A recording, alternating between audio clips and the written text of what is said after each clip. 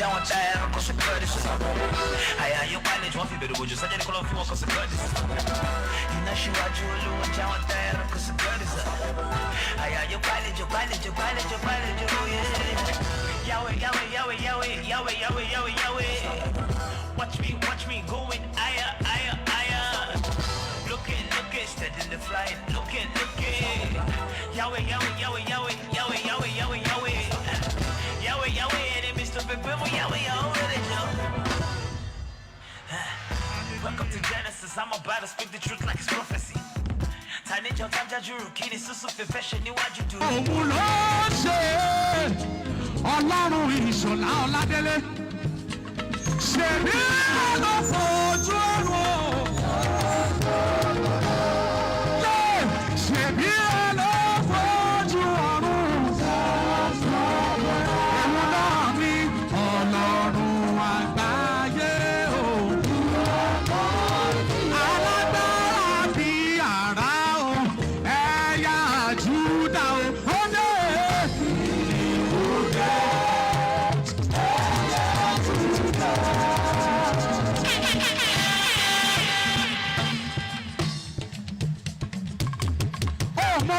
Lè mú jójó bóyá ló mọ̀ wípé ọ̀tá rẹ̀ lọ gbé ní wá ó fẹ́ kó o ṣubú. Alágbára bí àrá o ẹ̀yà Júdà Ọlọ́run Ọládélé.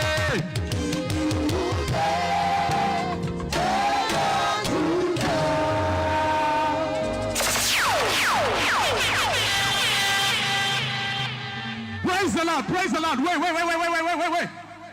Nísìnyí o ti fojú ẹ rí dádì àbí? O ti rí one on screen.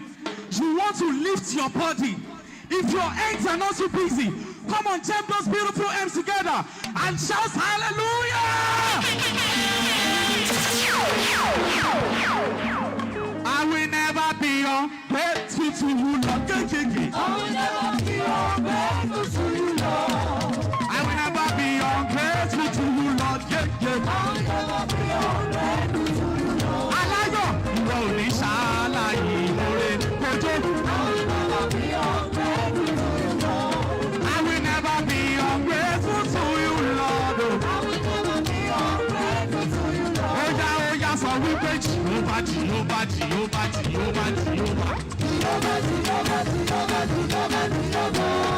One time. Genesis Global.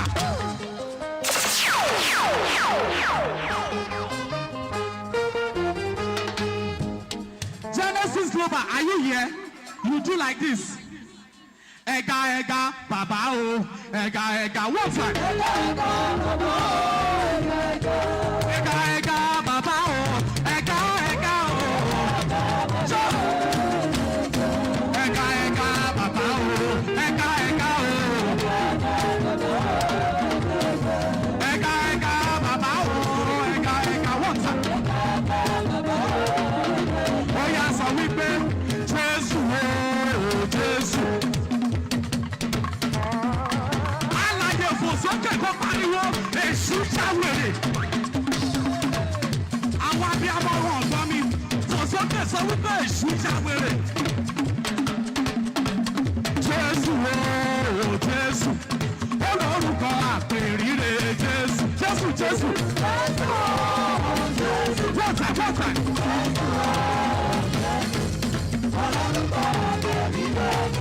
Àwọn bá wà mú yìí wá.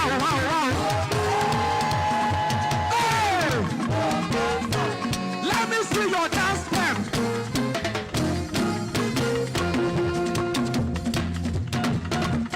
When we say Pọ̀pẹ̀wá, Báyìíwá, you will do like this. Pọ̀pẹ̀wá, Báyìíwá, Pọ̀pẹ̀.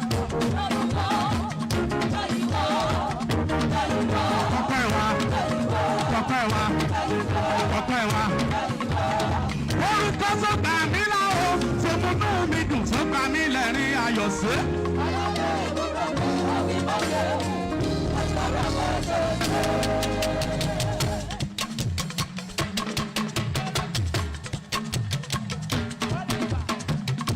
Ẹ̀yin ọmọ Genesis ẹ lè pariwo hallelujah.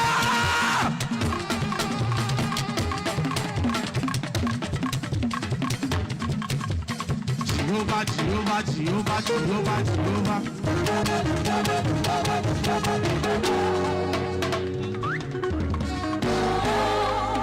Wait. As we're about to drop the mic right now, you want to sit down. Sit down. Let me see you on your seat. Sit down. Let me see you on your seat, please. Sit down. Let me see you on your seat.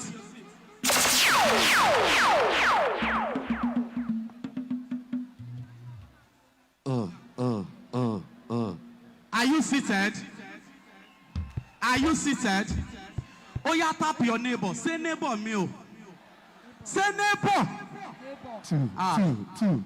Sit down. Make sure you are sitting down, please. Make sure you are sitting down. Oretolubala ṣe fún mi, ọba ayé ò lè ṣe.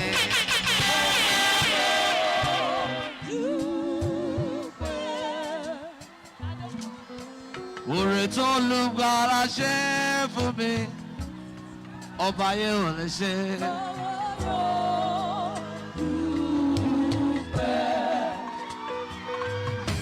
Oretolubala ṣe fún mi. Ọba ayé ò lè ṣe lálẹ́.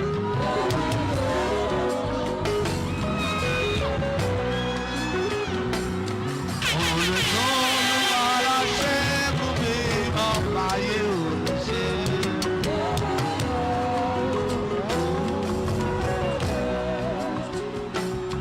Òòrè tó Olúwa ṣe fún mi, ọba.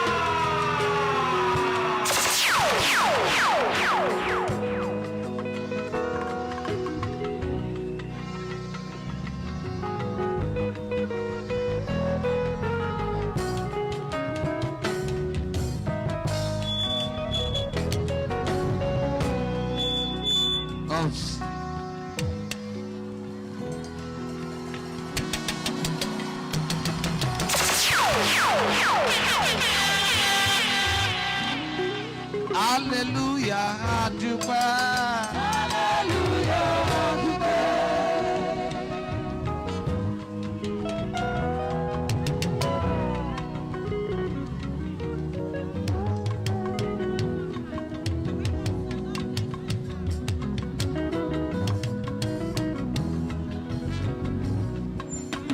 Hallelujah, àwa ṣọpẹ́. Hallelujah, adúpẹ́. Orin tí Jésù ṣe fún mi. Hallelujah, adúpẹ́. Ọrẹ ayé kan lè ṣe o.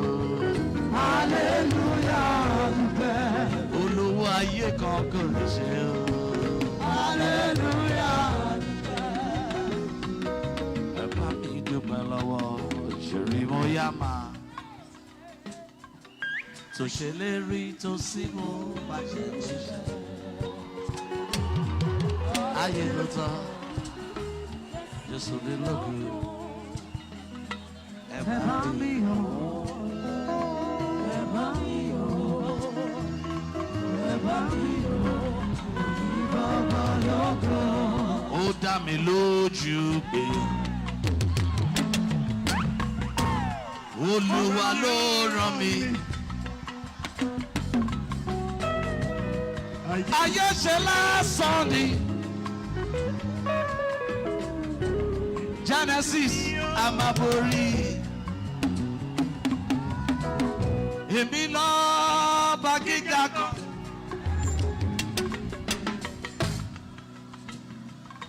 Èmi lọ bá gíga kan.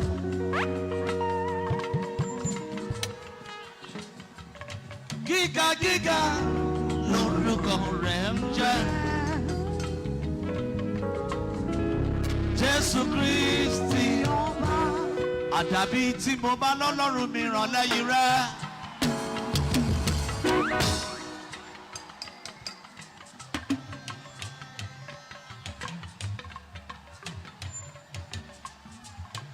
Àdàbí tí mo bá ní bàbá kan ní bàbá tí mo bá ní bàbá kan ní kankan. Àdàbí tí mo bá lẹ́bọ̀ àjítọ́lá. Mele ṣàwọ̀ mele sí Ọlọ́run pẹ̀lú báwọ̀dì. Lẹ́yìn ọ̀sán lárí ògo fi mí ìjì ayé. Olúwa bí mo dúpẹ́.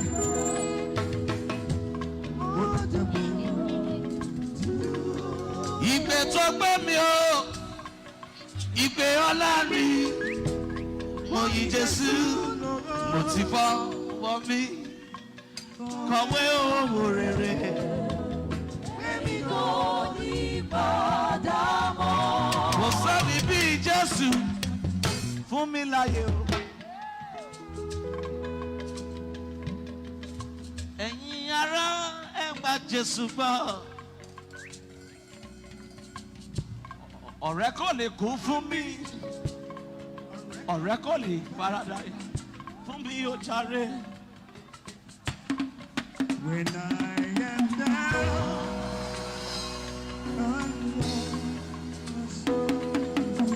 Jésù ti wá sáyé, ọ̀rọ̀ mi láyé o. Kò sẹ́ni bí Jésù.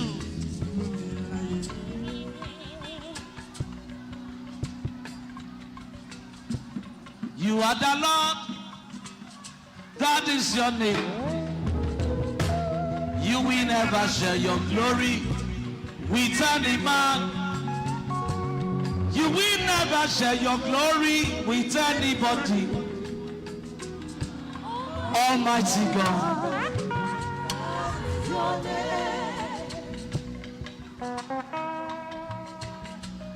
Papa ìrọ̀lẹ́ ó máa sìn.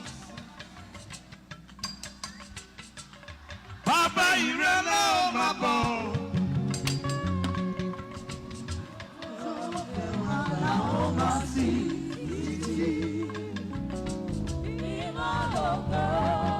Gbogbo ayé gbé Jésù ga. Àngẹ̀, àngẹ̀, ẹ wọlé fún. Ẹ mú adé ọba rẹ̀ wá.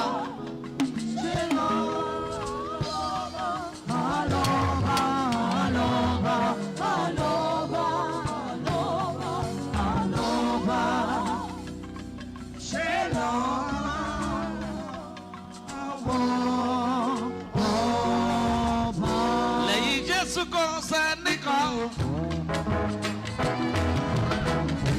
Ọba mímọ́ lọ́ba tí mo sìn.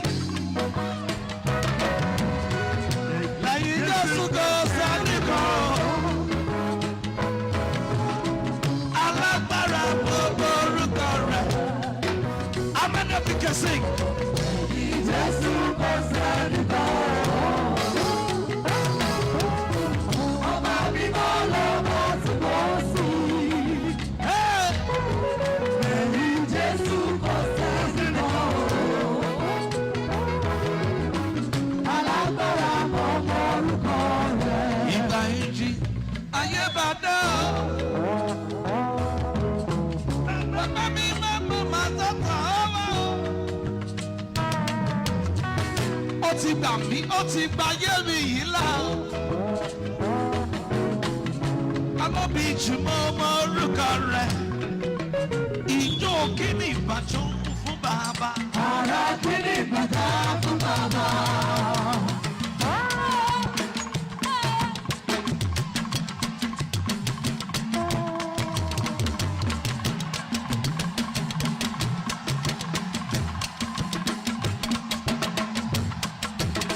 Ìjó kíni ìbàjọ́ fún bàbá. Adéjọ́ àpá ọ̀tún bóyá yẹ bàbá. Ara kíni ìbàdà fún bàbá. Àtijọ́ àpá òsì bóyá yẹ bàbá. Ara kíni ìbàdà fún bàbá. Ṣàrò Olúwa o, ṣàrò Olúwa o. Asọ̀rọ̀ máa yẹ. Asọ̀rọ̀ máa yẹ. Sẹ́rù Olúwa o.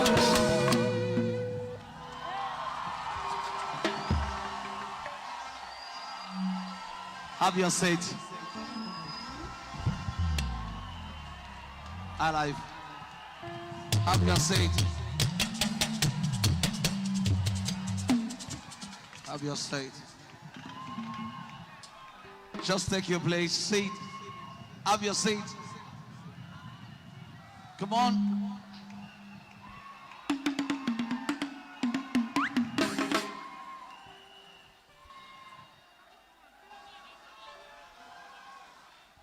Kábíyèsí ọba àwọn ọba olórúkọ rẹpẹtẹ adàgbà má pààrọ̀ oyè gbanigbani tá à ń sáyà elétí gbóhùngbàròyé ọ̀ràn ni bá ní lọ ọ̀ràn ni bá ní débẹ̀ ọ̀ràn ọmọlájò wọlé dọmọ àṣẹ lóòótọ́ ni ẹ̀yin ni ọ̀ràn ọmọlájò wọlé dọmọ ọba yà ń pè nílé tó ń jẹ́ lóko tá à ń pè lóko tó ń jẹ́ núlé.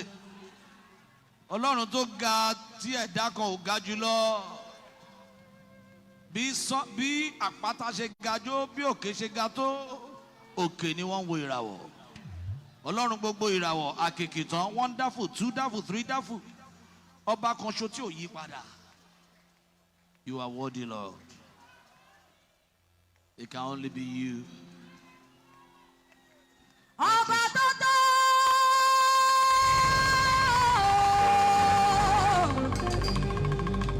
Ọba rẹ̀rẹ̀rẹ̀ bí oṣù.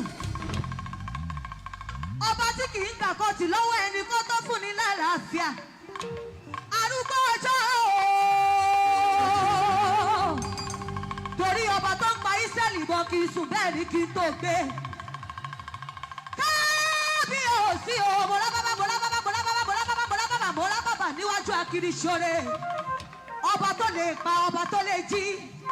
Àrírò alẹ́ ẹlẹ́kùnrin ìkẹyà gbọ́yà jù ọkùnrin ogun owó kẹ̀mbẹ̀rẹ̀ bí ìjà. Ṣèbọ̀wù náà kìíní àtàbàtúbú olóòdù ọmọ rẹ̀. You are the kingi Lord of Lord. I am that I am. Àwẹ̀dá, àṣẹ̀dá, àmẹ̀dá. Ọba tó lè dání, ọba tó lè pani. Kábíyèsí, mọ̀ríbá ooo.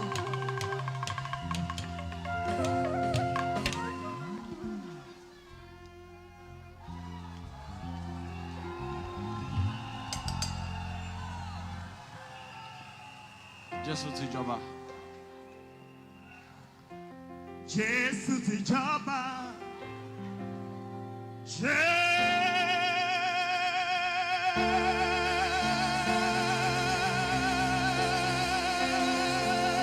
Give him praise, we bless him. We give him praise in the house.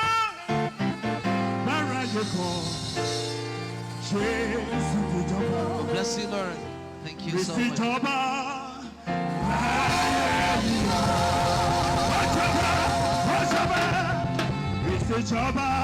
Thank you.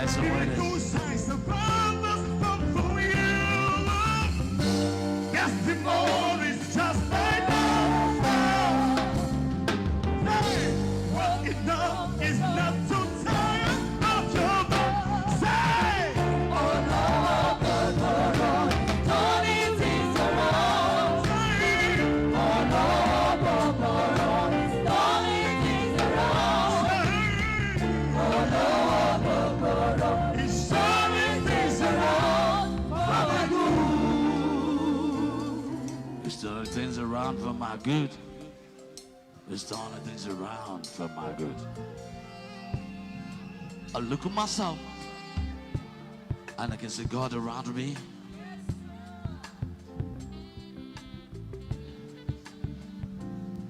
They tried to bury me, but they didn't know in time that I was only planted.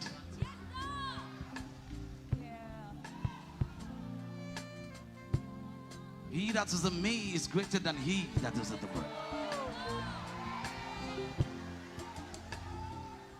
Many are the affliction of the righteous.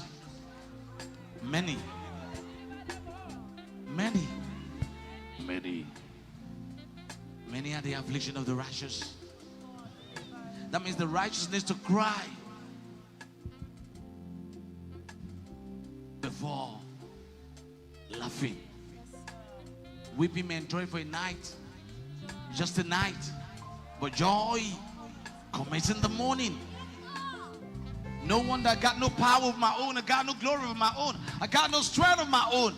And the Bible says in the book of Nehemiah chapter 8 verse 10, the last line, the joy of the Lord is my strength. More than Shokoto, more than Ibado,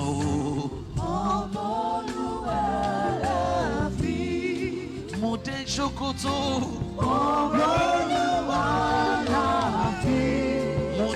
Ibado, mo fi lé sílẹ̀ ṣẹ́gun gan. Mi tún wá dé kirikiri, mo tún bolúwa. Èṣù paramọ́.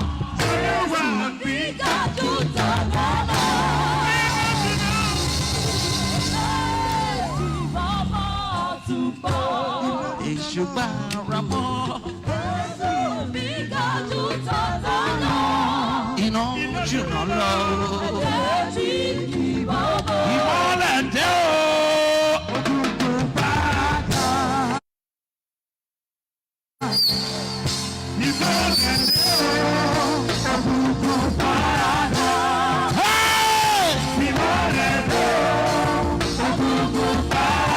I want somebody to say now. One more time, say no.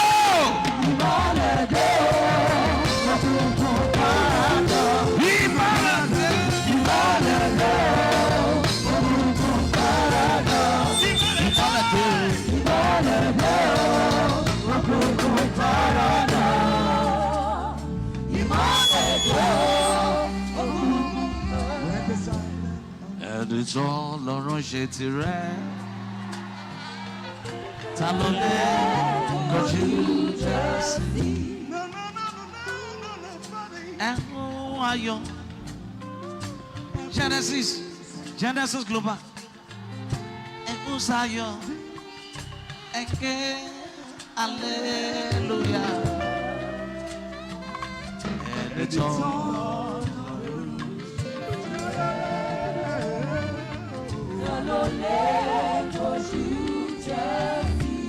kò sagbára.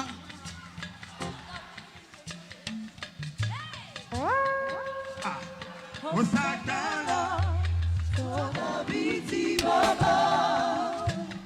Kò sagbára. Tó dàbí ti Jésù. Agbára, agbára, agbára tó sagbára lọ. Iná ń jó, òjò rọ̀, àdúrà mi àgbà ò dandan ni. Iná jó, òjò rọ̀, àdúrà mi àgbà ò dandan ni. Have your seat. Under the mic stand.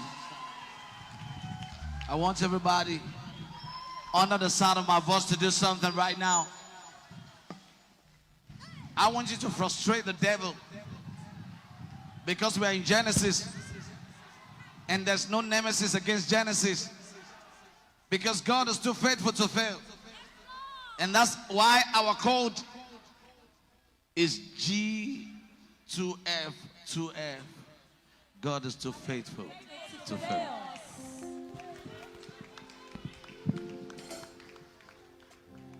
I rehearse with you guys in the spirit. I'm not afraid of where I was coming from because I know I got a better future.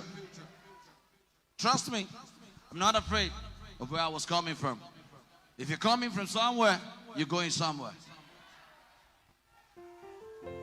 You're too faithful to fail me. You're too faithful to disappoint me. You've proven yourself in my life, and I've come to realize you're too faithful to fail me. You are too committed to leave me.